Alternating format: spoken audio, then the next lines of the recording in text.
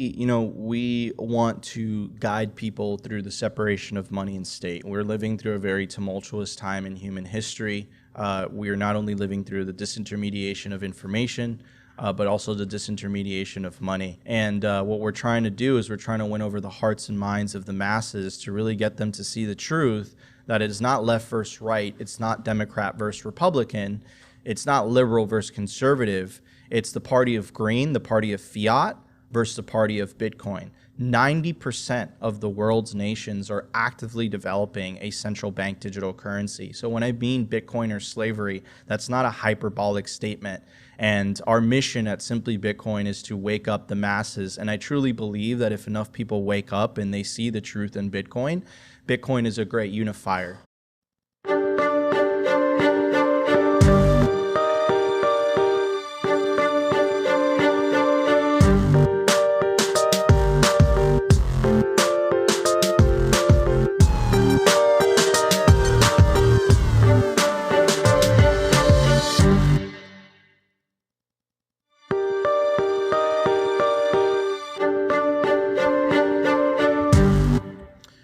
Nico from Simply Bitcoin with us here at the Halving Party, El Salvador, our temporary studio that we put together. It's been a lot of fun doing a bunch of interviews today and seeing so many people who it's their first time in El Salvador. So what do you think so far? Yo! Well, it's happy to be here, man. Thank you so much for the invite. I had to see it for myself. You hear all these things about El Salvador, about it being this and this and that. As a Hispanic myself, I'm bilingual. I had to come see it myself. Don't trust, verify, right? Are you for real bilingual? Or I know, totally, 100%. Okay, yeah, right. My parents are both Venezuelan. We're gonna test you later. Let's do it. Here we go. Not with me, with Paco. All right. Hola, Paco. ¿Cómo estás? Hey, all right. So maybe picked up the Venezuelan accent. Anyways, so I had to speak to the locals myself. Right. And I had to speak with him and just say, listen, like, what's the deal with Bukele? Do you like the guy? I've not met one person who has spoke ill of the president. You got to go to the wealthy part of the city to hear that. No, I mean, at the airport. I got in an Uber, and I just kept hearing the same thing. No, but there is like the wealthy elite. That is the one group that doesn't like him. Oh, you mean the ones that used to benefit from the corrupt system? Yeah, the ones who's disrupting everything in their lives, yes. Yeah, well, it seems like the 95% of the population seem to be loving the guy. So isn't that what democracy is all about? 100%. We get lectured on democracy all the time, right? So yeah. That's what I always say. The one thing he's guilty of being too popular. That's why they call him a dictator, because there's too many people that like him, and he has too much power because of that. I mean, because they voted all the other parties out and his party in for. How can you fault somebody for that? Exactly, and I find it funny that it's. These Western nations, which are much wealthier than El Salvador, are lecturing El Salvador on democracy while their current governments have 39, 40% approval ratings. Why do they care? And I really believe the reason that they care is because Nayib Bukele is proving that you can actually have someone in office that is actually going to do the things that he says he was going to do if he were to get elected, right? Well, I think the real reason they care is because he's bucked the system and adopted Bitcoin. I think they probably would have kept their mouth shut about all these other things if he hadn't adopted Bitcoin. But now they're like, we want this guy to fail because he was going to undermine the existing financial system. 100%. In U.S. Congress, right? They literally, like, some senator, and it's bipartisan. They passed I don't know what the correct terminology for it is exactly, but they basically investigate El Salvador, right? Yeah, I remember seeing that. And then coincidentally, that happened after what? The Bitcoin law, right? So it's a big coincidence. How crazy that they said another country's what they were doing with their financial system was endangering the U.S. system. Yeah, little El Salvador, it was the U.S.'s business to begin with. Yeah, it's the U.S. is the most powerful economy in the world. El Salvador has an economy. I think the GDP is 32 billion when I looked it up. Yeah, it's very small. So what's a rounding error then for a daily spend in the U.S. Yeah, Elon Musk. What's his net worth? Right, $200 billion. Something like that. And then you have to ask yourself. It's exactly what you said. Why are they so concerned about El Salvador? Well, I think it's because they have chosen to adopt an alternative to the US dollar, and it's a better currency. And I think that is a threat to the status quo. And I think that's why the flack was so heavy over the target. I mean, you had the whole legacy. I don't call it mainstream media anymore because it's not. This is mainstream media now, independent media. But yet you had the whole apparatus, like white blood cells, attack this man. You know, say everything like you can say about the guy. And, you know, again, my parents are originally from Venezuela. Venezuela, considered a failed state at this point. Why aren't they talking about the human right violations there? Like, what about Nicaragua? Like, what about Mexico? Like, why is it El Salvador specifically? And then it reminds me of an article that Nayib Bukele wrote for Bitcoin Magazine. And the name of the article is "Don't Drink the Elite's Kool-Aid." And one of the quotes in there is, one of their most important, like one of the most powerful weapons is their control on the truth, right?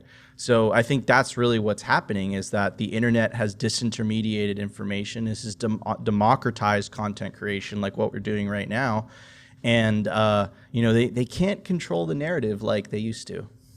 No, that's why we always tell people, come down to El Salvador and see for yourself. The funny thing, though, is all these articles, even the negative ones, they're actually pushing tourism here to El Salvador, because then they always include pictures of the beautiful beaches and the other stuff, and people forget what the article said, but they remember, wow, El Salvador looks really pretty. We should go check it out. So I think even the attacks are actually strengthening things here. Yeah. It's, you know, what doesn't kill Bitcoin makes it stronger. I think, you know, in the era of the internet and social media, which is why I think governments are so hell-bent on wanting to censor it, I think, you know, authenticity and the truth is it's gonna come up. You can't plug that. Like, you can't, like, it's a sinking ship and there's too many holes. Like, you can't do it.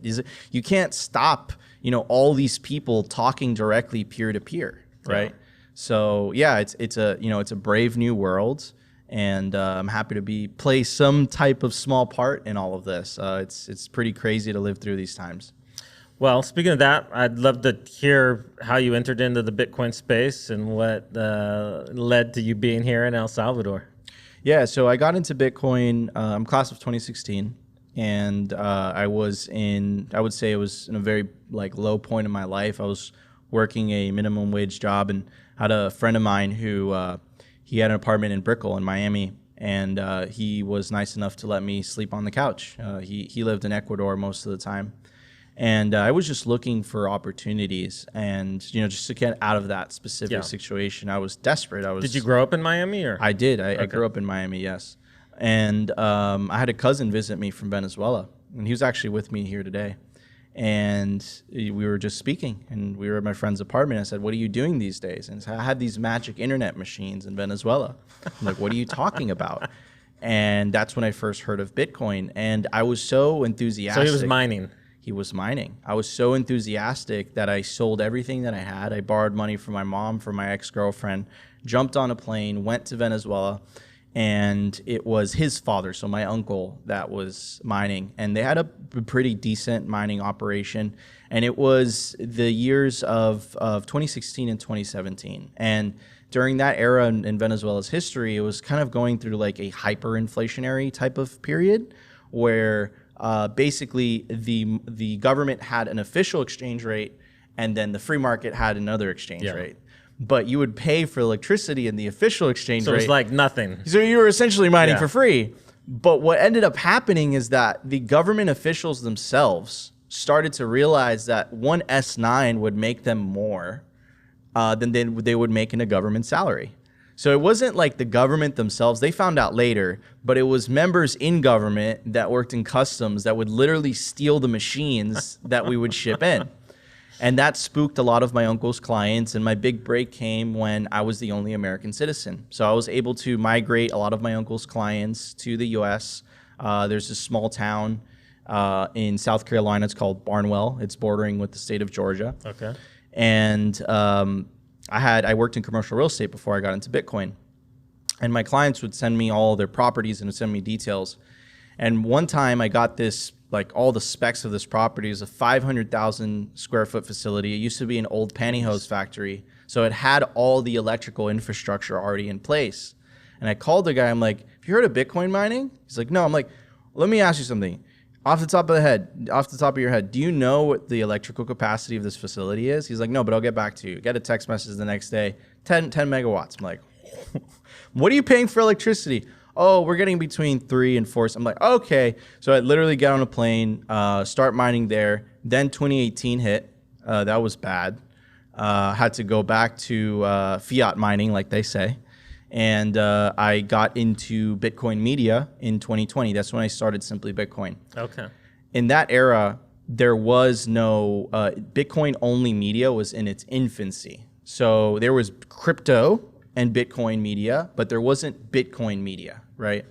And the theory of the case is, and I said this at Bitcoin 2021 on the main stage, I said, let's take the tools and tactics of the altcoin channels with the clickbaity thumbnails and, you know, trying to get your attention, and let's apply it to Bitcoin content. That was the theory.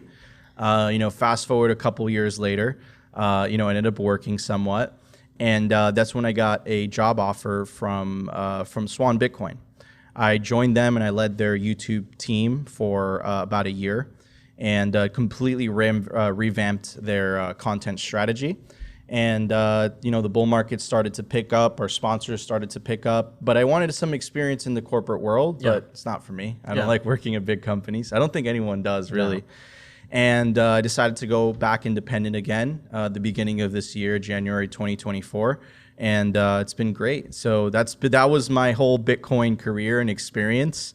It's been a wild ride. It's been a wild 8 years, but you know, they don't call it the Bitcoin roller coaster for no reason.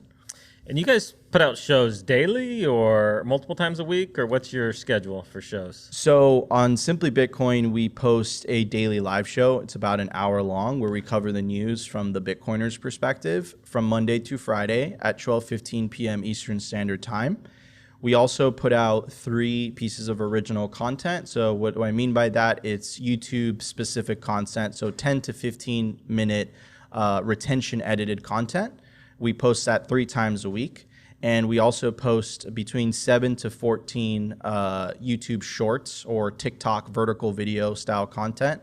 We post that weekly as well. So that's our current content schedule. That's a lot. Yeah, we currently post more than any other Bitcoin-only media organization. I think Swan is a close second, but that's because I was there.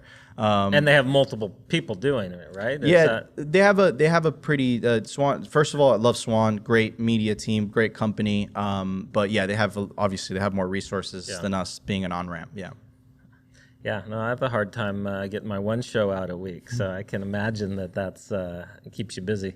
Yes, creating content is definitely, it's extremely rewarding, but it's definitely a grind. It's sometimes mentally, you know, the burnout is real for sure. Yeah, I enjoy the long format setting just to get to know people. It's kind of a selfish pursuit because I enjoy sitting down and getting to hear people's life stories, and you get to know people a lot quicker during a podcast than you can often knowing them for months. Sometimes the people I thought I know, I sit down and all these things come out. So I really enjoy it.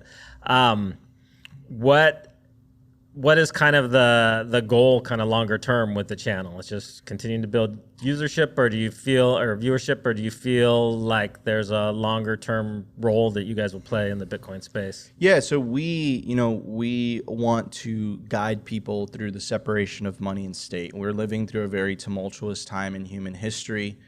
We are not only living through the disintermediation of information, but also the disintermediation of money. And making media and just being like, I love media, I consume it a lot.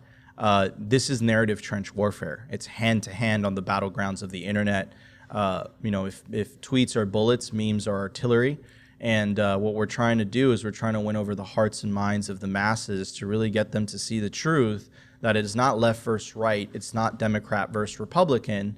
It's not liberal versus conservative. It's the party of green, the party of fiat, versus the party of Bitcoin. 90% of the world's nations are actively developing a central bank digital currency. So when I mean Bitcoin or slavery, that's not a hyperbolic statement. And our mission at Simply Bitcoin is to wake up the masses. And I truly believe that if enough people wake up and they see the truth in Bitcoin, Bitcoin is a great unifier. I think the whole left and right trope is a divide and conquer method used by politicians. So that's what we try to do. We try to provide guidance, and it started as a hobby, became a podcast, and that evolved into a small media business. And we're very extremely grateful to be here, and we work extremely hard to provide people guidance and value in the stuff that we create.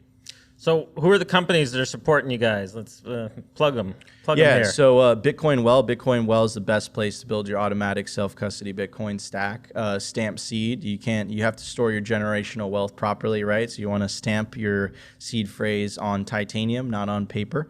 Kaboom Racks, best place to buy your Bitcoin miners. Passport, foundation devices. You got to take self-custody of your Bitcoin, right? Not your keys, not your cheese. Orange Pill app, the social layer. That's the social layer of Bitcoin. Stack Friends who stack sats. And of course, the Bitcoin way, your Bitcoin IT team. So we have a variety of Bitcoin companies that support the show. We were previously sponsored by major Bitcoin companies as well, including Swan and Blockstream. So, we just try to find I don't like to call them sponsorships. I like to call them partners because that's really what they are. Yeah. So we're very extremely picky on who we choose to partner because we're exposing that to our audience who puts faith and trust in us to, give them the proper information. And we choose to partner with Bitcoin-only companies, and which align with our ethos. So no, I know, and that can be challenging in this space. It's challenging for the conferences because a lot of times the Bitcoin companies are bootstrapping and they don't have a lot of money for those type of things. But all the altcoins, they print their own currency, so they're throwing money at everybody, and so everybody in the Bitcoin space is like, we have to turn away all the big money we're offered because we want to stay true to our principles. So I appreciate that you guys are doing that. We tend not to partner up with startups anymore, but yeah, we tend to partner up with more established companies that have bigger marketing budgets. But I think even in the more established companies, their marketing budgets are on a different level than a lot of the. If they do an ICO and they raise hundreds of millions of dollars and they're just throwing money at people. So yeah, the shitcoin companies are just throwing this left and right. But I hate to call it a product, but the show that we produce is structured in a way where we provide tremendous amount of value for our customers. Yeah. And they see that, and they're willing to pay for the value that they're receiving. No, that's awesome. Love that. So El Salvador. Yes. You ready to move here yet? Or I think I saw a tweet. Was that you the other day that put a tweet out about that? Or? It was. I did tweet it, and I tweeted also that I was able to pay for the immigration entry fee in Bitcoin, and it was retweeted by the president. Which is the second time I've been retweeted by the president, so it's surreal. I always send that to my parents, and they're like, "Oh my God, my son's made it."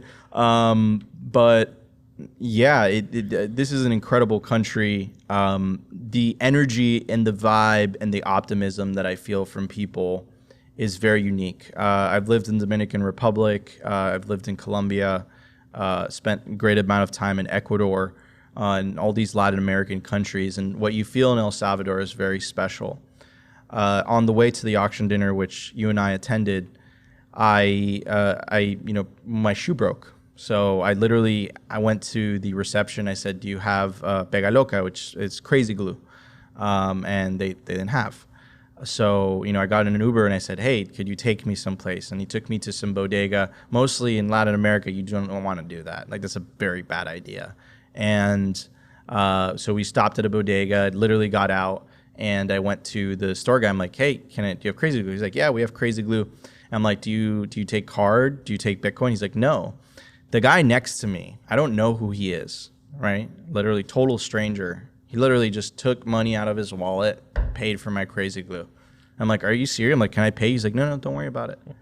And that level of kindness is a common theme and pattern that I keep seeing over and over again. And I think it's a representation of the people's optimism in the future that they have, not only because of Nayib Bukele, but because the base layer of society is now sound. It's most of the world is operating on a broken base layer, right? Which misaligns the incentive structure. Yeah. And now you have a whole nation state where the base layer is sound and the incentive structure is now fixed. And who could have known? Is it a coincidence that the first country that made Bitcoin legal tender also has the most popular president in the Americas?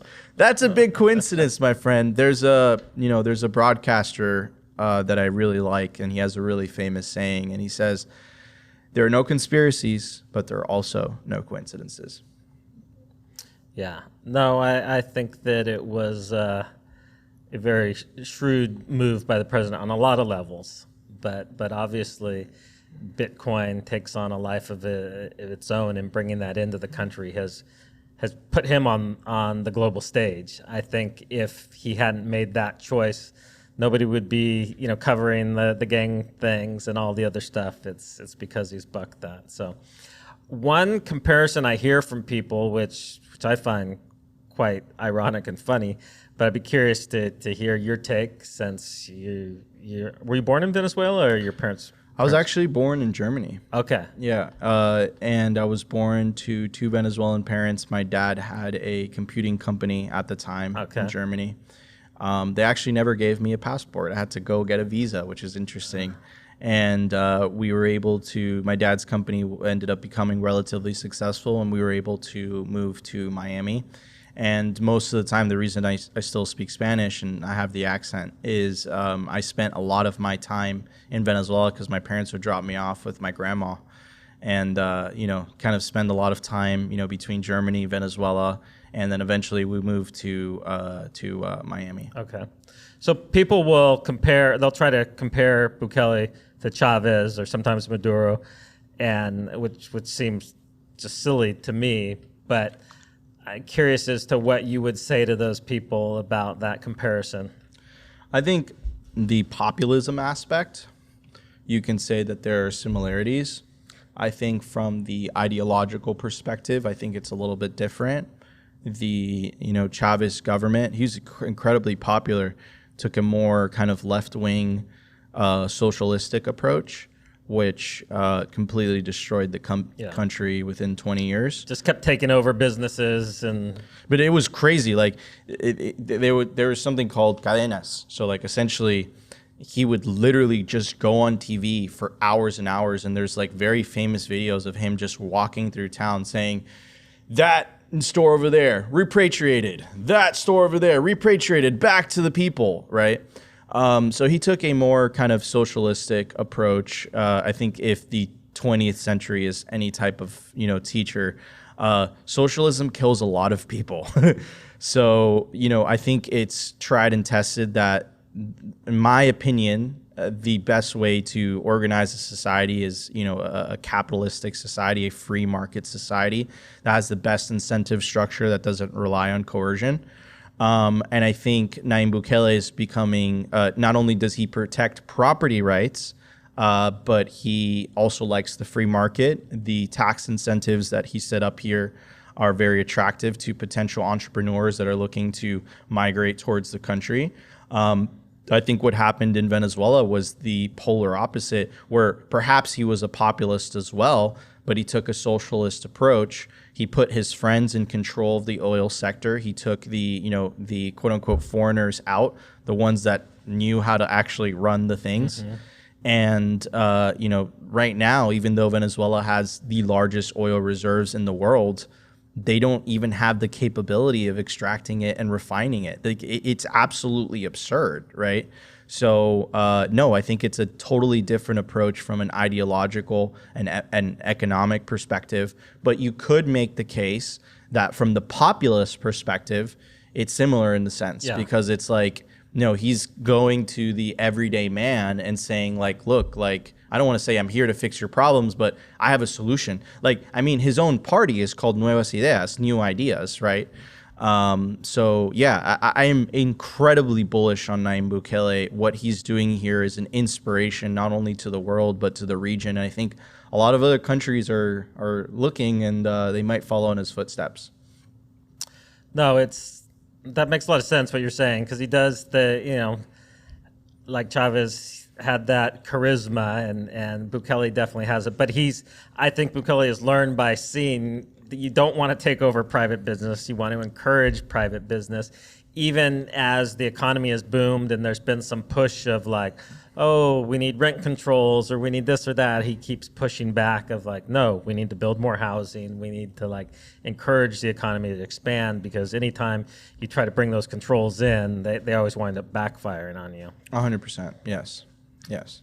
So when are you moving down? Well, I just got married, and Okay. I had a baby. You got to talk to your wife about it first? I've been talking to my wife about it, actually. We have a running joke at Simply Bitcoin. We say, we're going to try to hold it down here in the U.S., but if things go bad, we're going to move to El Salvador, and we're going to rebrand to Simplemente Bitcoin, right? But no, we just had a baby a month ago. Oh, congratulations. Thank you so much. And You getting any sleep? No, I'm not. So this is a refreshing trip for you then, or is your wife join you? Bitcoin conferences at this point are work for me. Yeah. But at least you're sleeping through the night, right? No, because I have to wake up at 8 a.m. to prep for my show. So no, not getting. It's definitely, my sleeping schedule has completely been destroyed since the birth of our baby girl. Yeah. Our first one, everybody kept telling us, it'll get better. It was like a year before it finally got better, but hopefully yours is much quicker than that. So just taking it day by day and doing my best. Yeah. So everybody always tells, I remember from that time, people would say like, this time's gonna fly by, and the first couple of years did not fly by. They were like challenging, but then they hit that sweet spot, like from like 4 to 5 years old till they get to their preteen years. Those are like the years that fly by, and then they get into their preteen years, and that's when the drama starts. So, but yeah, nothing better than parenthood. I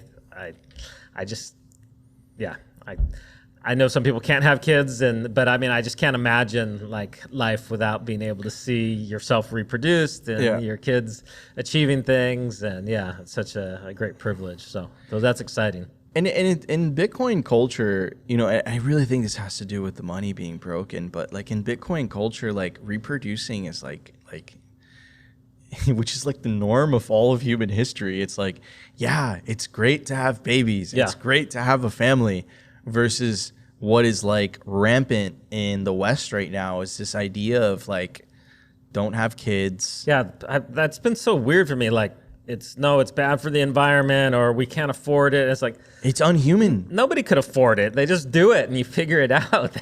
It's crazy. It's crazy to me. But to add, you buried the lead there right there. Sorry. You buried the lead right there. Okay, where you said that no one can afford it. Right? No one could afford it because they're not on a Bitcoin standard yet.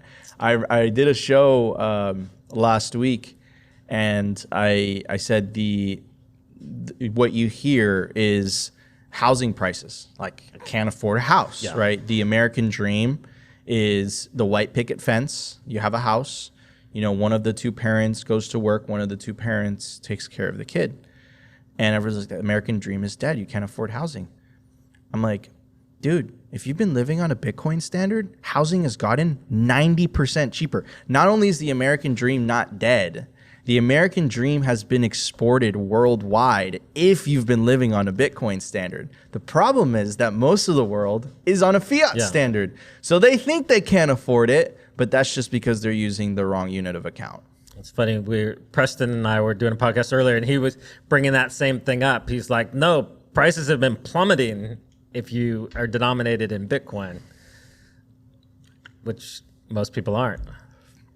And it's our job. Yeah. It's our job as content creators to really wake people up to that reality of like, look, like your life will improve tremendously if you adopt a Bitcoin standard, regardless of your ideological, religious, whatever type of beliefs you have, right? Broken money will affect you, right? So yeah, it's amazing what happens when you live on a Bitcoin standard. And to kind of add to that, you have not only has Nayib Bukele been vindicated for him putting Bitcoin on the country's balance sheet, on the treasury, but on the public company level as well. Like what Michael Saylor is doing, and the fact that his strategy is outperforming everything else in the stock market is insane. But all the Bitcoiners are just like, yeah, obviously I would have told you this. But the fact that it's getting proven at those levels is game changing. And then you put into this the ETFs getting approved in January. And then you have the CEO and the chairman of the world's largest asset manager going on legacy financial media and literally saying all the Bitcoin talking points. And then on top of that, you have the halving in less than 30 days.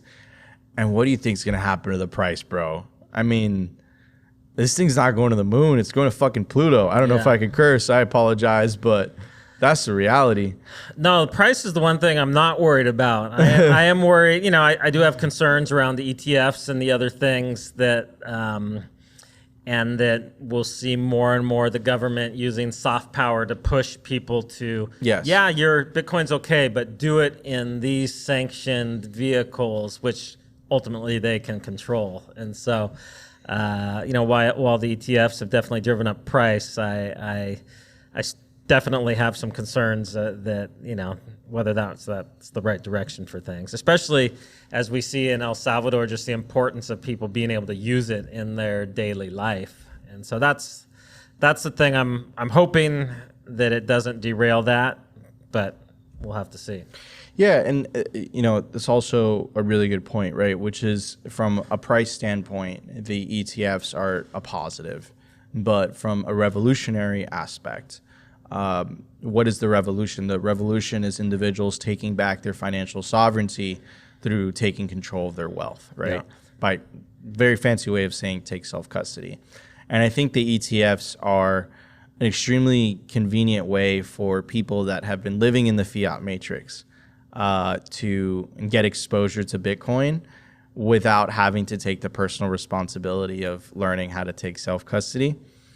So, again, from the price standpoint, it's great, but from a revolutionary aspect, not so good. The ETFs currently now hold 4% of the total Bitcoin. Is it 4% now? 4%. Yeah.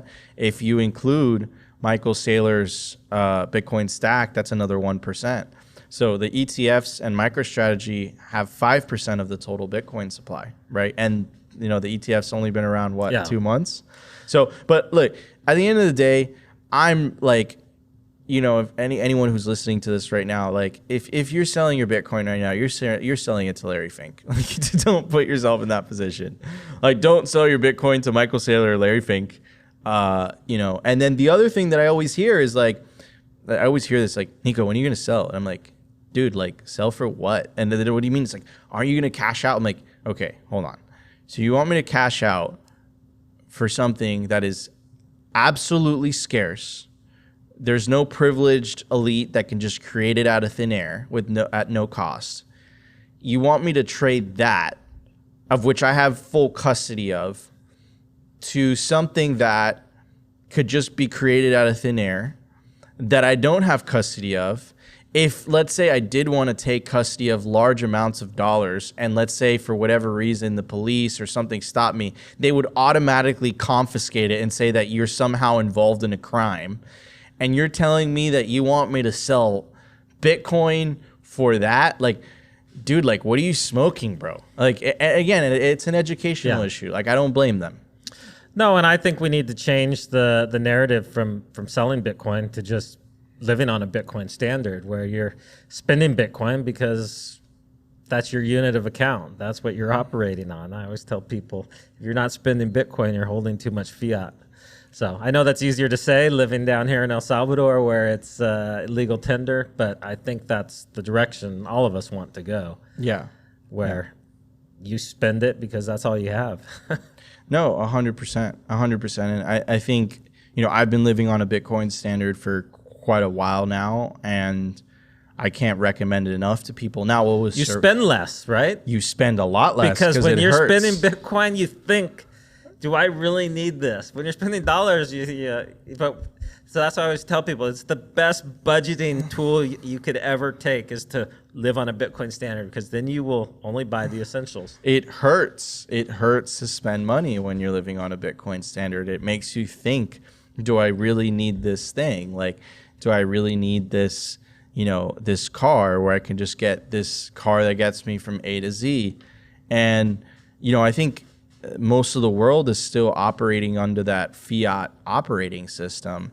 And I feel bad for them, because I think that they inherently know something is wrong, which is why you're seeing the rise of populism everywhere, including the United States. Like, look at the political environment. Holy cow, right? So I think people inherently know something is wrong. I think where they get it wrong, the liberals and the conservatives, is that they're just blaming each other. But regardless of what political party gets in power, they all do the same shit. I keep cursing, I'm sorry. They all do the same stuff. No, they just print. They just print money, and it makes everyone poor. Yeah. Right? No, it's, but like you said, it is palatable. People can feel that something's wrong. They know, they're like, wait, I have more education than my parents. I'm supposed to be further along, yet I can't afford the home that my parents had on one income when we have two incomes. And, they might have nicer TVs or nicer cars or go on nicer vacations, but like, they're worried about their medical care, and they're, the housing thing is the biggest component that people feel like they're falling behind. I'm like, that's because you are. They're like, but no, we're not, because we're making more money. You're like, no, you actually aren't. You're earning less money because the currency has been debased so much, but the government just keeps hiding it. Yeah, 100%. And that's like the insidious part about inflation. Like, you can only raise the income tax so far. But with inflation, it's insidious, because you're looking at your account and the number is still the same, right? But the purchasing power, and then not to mention the gaslighting, which is just absurd, which is literally what we do on Simply Bitcoin. Like, we literally highlight that, where, they have the gall to like go on TV, the person in the suit with the official emblem behind them, and they'll say, we're not expecting inflation. And then, all the Bitcoiners and Twitter are saying they're printing a record amount of money, there's going to be inflation. Then a year later, 2 years later, I was wrong about there not being inflation. And then meanwhile, the entire time that Bitcoin Twitter is talking about there being inflation, they're literally saying that's misinformation. So, and then... Well, then it was inflation is good. Yeah. And then it was the supply chains. And then like, it's like, they blame everything and anyone but themselves, but they're the ones that are solely responsible for this. And again, it's an educational issue, because I think that people have been accustomed to live in a world where they've been psyoped into thinking that money somehow has to lose purchasing power in order to function. And it's just like absurd. Like it is like 2% is the norm that, how do we get came down from the heavens that 2% was good. And I love what Jeff Booth says, where he's like, the 2% number, it's just enough where people don't realize they're being stolen from, right? And it's so spot on, right? And then like they asked Jerome Powell, like, why 2%? It's like, well, some central bank in New Zealand, like, they said 2% is like the number.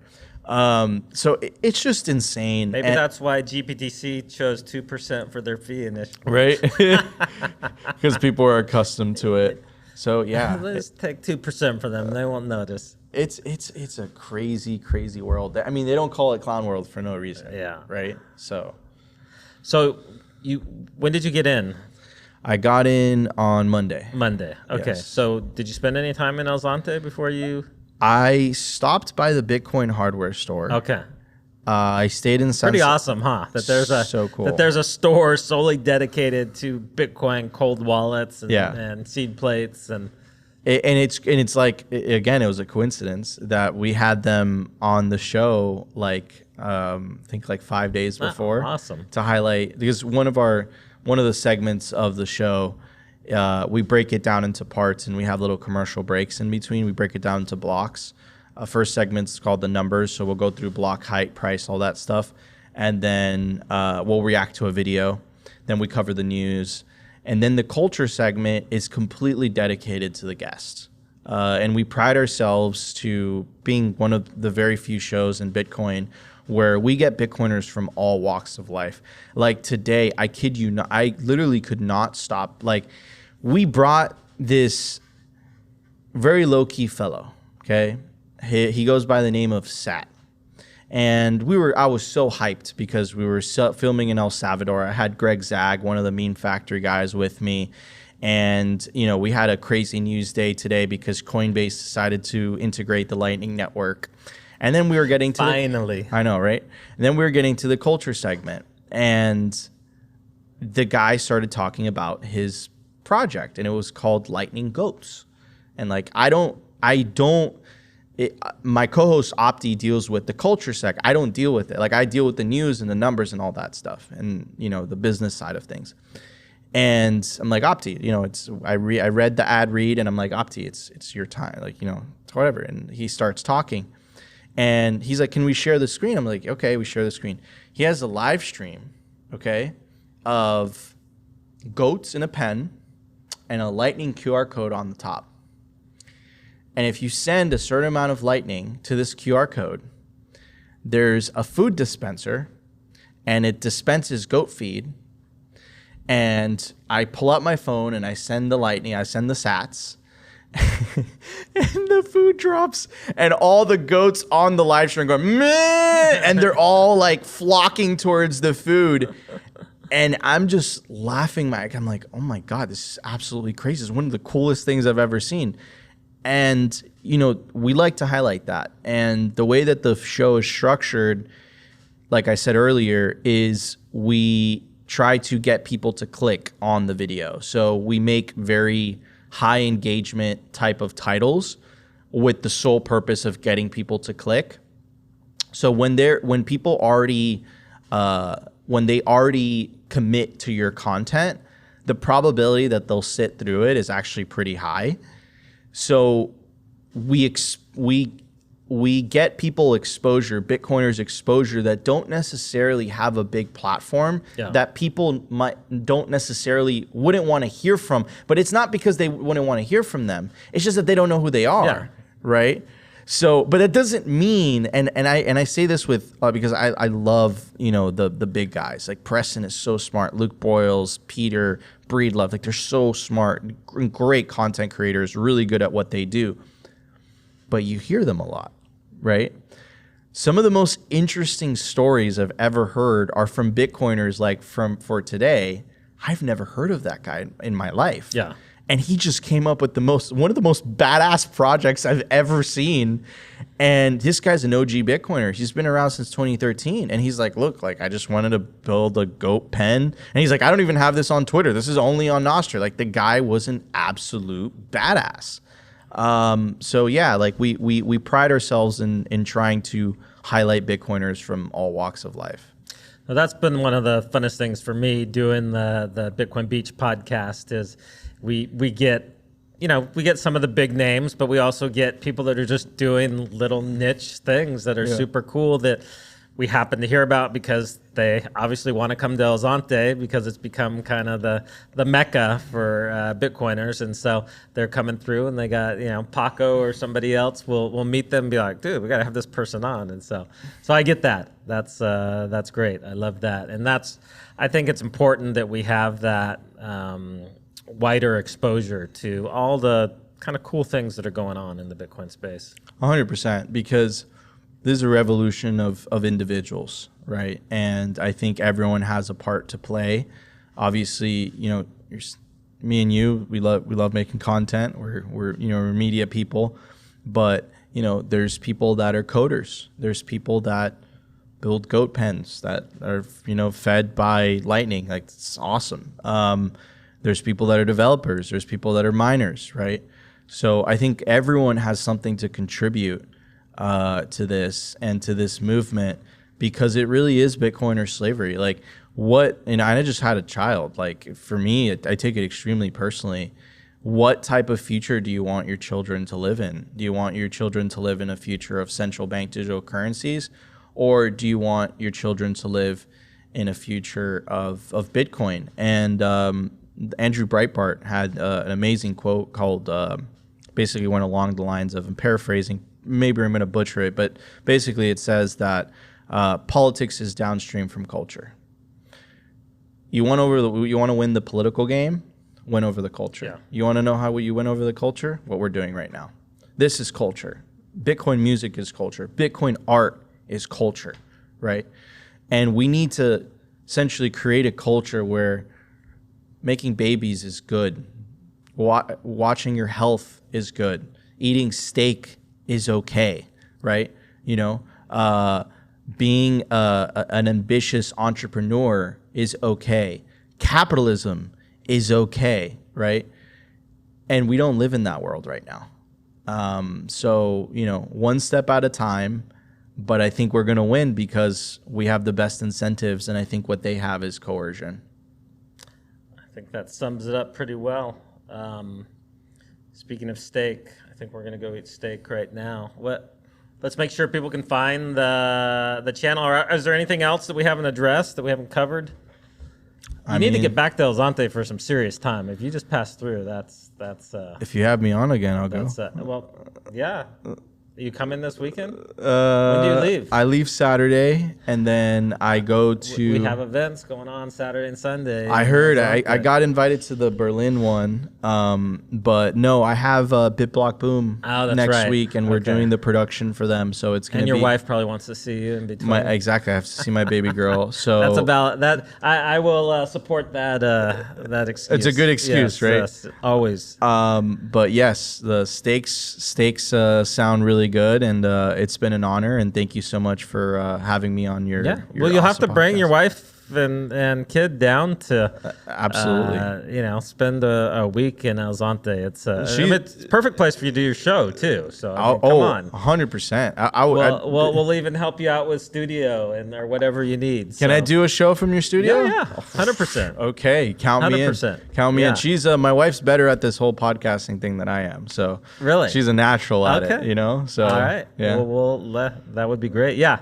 No, we always tell people, hey, you come down, we'll help you with the studio, whatever you need. We love people coming down and getting the word out about what's happening in El Zonte and the real world. We're not trying to tell people to tell a certain story, like tell the real story. Yeah, I went someplace and they said no, they wouldn't take Bitcoin, but these places did. And it's a work in progress. And I think it's important to be real that these things don't happen just overnight. But people who have come to El Zonte a few years ago and come now are just like, oh my gosh, like the amount of progress that has happened.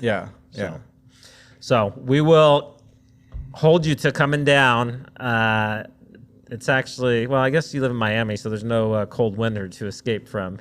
Usually that's how I try to entice people. But it's always the same temperature, hot or kind of hot. That's kind of like El Salvador. So at least it won't be a shock to your system. So does this feel like Miami here? It's obviously a little bit hotter, right? Is it hotter here than Miami? Yes. Okay. It's a little bit hotter. Okay. Yeah. So we will look forward to seeing you in El Zonte, and we'll hold it down till then. Absolutely. Thanks for having me.